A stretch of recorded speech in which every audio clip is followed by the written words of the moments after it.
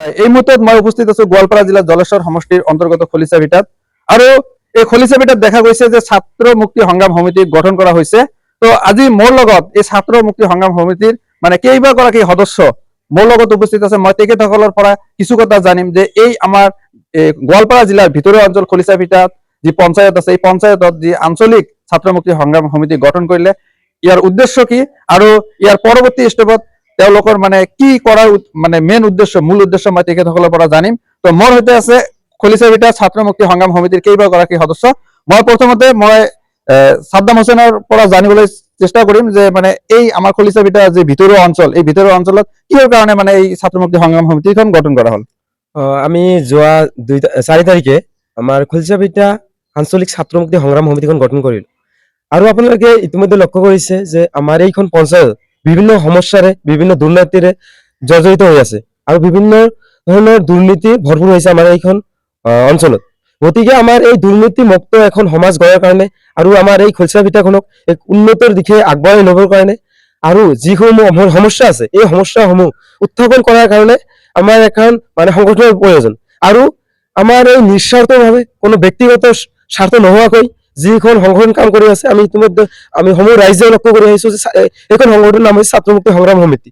আৰু সেইকাৰণে আমি আমাৰ এইখন পঞ্চায়তত এখন আঞ্চলিক গঠন কৰিছো যে ছাত্ৰ মুক্তি সংগ্ৰাম সমিতি এখন আঞ্চলিক গঠন কৰিছো। আৰু এই ছাত্ৰ মুক্তি সংগ্ৰাম সমিতিৰ জৰিয়তে আমি এখন দুৰ্নীতিমুক্ত সমাজ গঢ়াৰ কাৰণে আমি আমাৰ খলিচাভিটাত এখন আঞ্চলিক গঠন কৰি দিছো।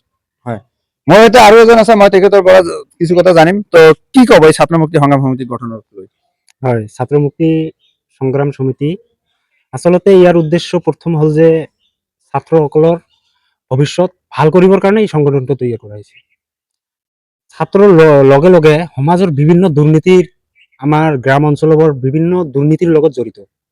এই দুৰ্নীতিবোৰ দাঙি ধৰিবলৈ, চৰকাৰৰ ওচৰত দাঙি ধৰিবলৈ কোনো সংগঠন বা কোনো কি আজিলৈকে পোৱা নাই।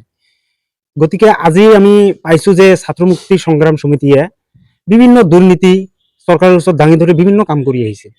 সেইকাৰণে আজি আমি খলিচাভিটা আঞ্চলিকত যোৱা 4 তাৰিখত আমাৰ ছাত্ৰ মুক্তি সংগ্ৰাম সমিতিটো গঠন কৰা হৈছে, যাৰ উদ্দেশ্য হ'ল যে আমাৰ খলিচাভিটা অঞ্চলৰ দুৰ্নীতিমুক্ত, খলিচাভিটা স্কুল কলেজ যিসকল আছে গোটেইকেইটাৰ কি কি সুবিধা অসুবিধা সেইবোৰ লৈ চৰকাৰৰ ওচৰত দাঙি ধৰা, যিবোৰ হেল্থ সাব চেণ্টাৰ আছে সেইবিলাকৰ দুৰ্নীতি দাঙি ধৰা, বিভিন্ন দুৰ্নীতি দাঙি ধৰিবলৈ আমাৰ ছাত্ৰ মুক্তি সংগ্ৰাম সমিতিটো গঠন কৰা মূল উদ্দেশ্য।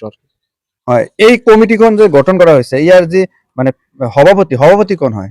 সভাপতি মই নিজে, মোৰ নাম সাইফুল ইছলাম। আঞ্চলিকৰ সভাপতি হিচাপে মোক মানে নিৰ্বাচিত কৰা হৈছে। হয়, এই কমিটিখন কেই তাৰিখত গঠন কৰা হৈছে? 4 ফেব্ৰুৱাৰী তাৰিখত আঞ্চলিকৰ এই কমিটিখন গঠন কৰা হৈছে। ধন্যবাদ। আৰু মোৰ সৈতে আৰু এজন আছে, মই তেখেতৰ পৰা কিছু কথা জানিম। দাদা কি ক'ব আচলতে? পোনপ্ৰথমত প্ৰতিদিন টক্সৰ সাংবাদিক দাদাক মই ধন্যবাদ জনাইছোঁ, যিহেতু যোৱা 4 ফেব্ৰুৱাৰী তাৰিখে খলিচাভিটা আঞ্চলিক ছাত্ৰ মুক্তি সংগ্ৰাম সমিতি গঠন কৰা হয়।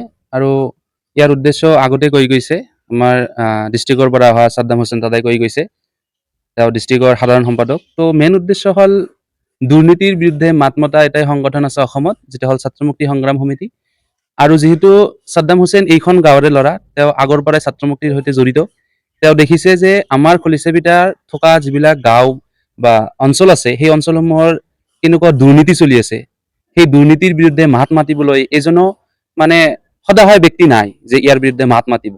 তো সেইকাৰণে এই দুৰ্নীতি অন্যায় অত্যাচাৰৰ বিৰুদ্ধে মাত মতাৰ কাৰণে এই ছাত্ৰ মুক্তি সংগ্ৰাম সমিতিখন খলিচাভিটা আঞ্চলিকত গঠন কৰা হয়।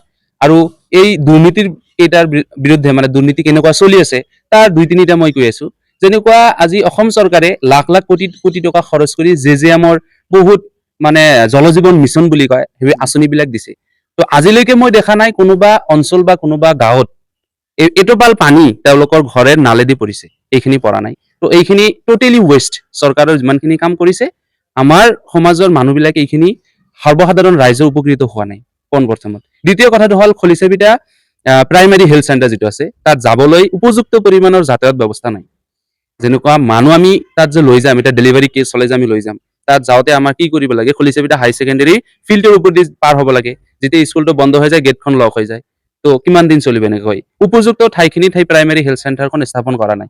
আমি শুনামতে তাত ভালকৈ মেডিচিন ডিছপেন্সিং নকৰে। তাত ভাল ডক্তৰ নাই। আৰু বিশেষকৈ আমাৰ ইয়াতে যেনেকুৱা যাতায়াত ব্যৱস্থা চলি আছে, যাতায়াত ব্যৱস্থাটো একেবাৰে জৰাজীৰ্ণ, যোৱা 5টা বছৰত একো উন্নতি হোৱা নাই। তাৰপিছত ক'বলৈ গ'লে আমাৰ যেনেকুৱা এম্বুলেন্স নাই আমাৰ চহৰত, এটা মানে বেছি মানে ডিমেৰিট হৈছে আমাৰ ইয়াতে এম্বুলেন্স নাই। তেনেকুৱা বহুত ধৰণৰ অসুবিধা আছে আৰু ডাঙৰ ডাঙৰ অসুবিধা আছে। এই অসুবিধাবিলাকৰ বিৰুদ্ধে আমি গোটেইবিলাকে, আমি ছাত্ৰ মুক্তি সংগ্ৰাম সমিতিয়ে কি মাত মতাৰ কাৰণে আমি থিয় দিছো। আৰু আমি মানে মই পাৰ্চনেলি সকলো অঞ্চলবাসী, খলিচেপিটা অঞ্চলত থকা গোটেই গাঁও অঞ্চলবাসীক মই অনুৰোধ জনাম যাতে আপোনালোকে আমালোকৰ সহায় সহযোগিতা দি আগবাঢ়ি যাবলৈ উৎসাহিত কৰে। এইখিনি কৈ মই মোৰ বক্তব্য সামৰিছো। হয়, আপোনালোকে নিশ্চয়কৈ শুনিলে যে আজি খলিচাবিটা আঞ্চলিক ছাত্ৰ মুক্তি সংগ্ৰাম সমিতিৰ কেইবাগৰাকী সদস্য মোৰ ইয়াত উপস্থিত আছে। তেখেতসকলৰ পৰা মই বহুত কিছু মানে জানিবলৈ চেষ্টা কৰিছো। মই মানে আপোনালোকক দেখুৱাই দিছো, মানে সদস্য কেইজন আছে আমাৰ ইয়াত উপস্থিত আছে, মই তেখেতসকলক দেখুৱাই দি আছো। আৰু কেইজন ইয়াত আজি আহিব পৰা নাই, হয়তো পৰৱৰ্তী সময়ত মই তেখেতসকলৰ আপোনালোকৰ সৈতে পৰিচয় কৰাই দিম। আজি দেখা গৈছে যে ইমান ভিতৰুৱা এটা অঞ্চল খলিচাবিটা, যি গোৱালপাৰা জিলাৰ যি অসম মেঘালয় সীমান্তৱৰ্তী এলেকা খলিচাবিটা যি জিপি আছে, এইখন জিপিত ছাত্ৰ মুক্তি সংগ্ৰাম সমিতি যে আজি গঠন কৰিছে, তেওঁলোকৰ উদ্দেশ্যৰ কথা আপোনালোকে জানিলে। আৰু আমি পৰৱৰ্তী সময়ত যাতে ছাত্ৰ মুক্তি সংগ্ৰাম সমিতিয়ে যাতে ৰাইজৰ হকে মাত মাতি যাব পাৰে, ৰাইজৰ হাতত যাতে কাম কৰিব পাৰে, এইখিনি কৈ মই আজিৰ এই প্ৰতিবেদন শেষ কৰিছো। জলেশ্বৰৰ পৰা মই ৰফিকুল ইছলাম, প্ৰতিদিন টক্স।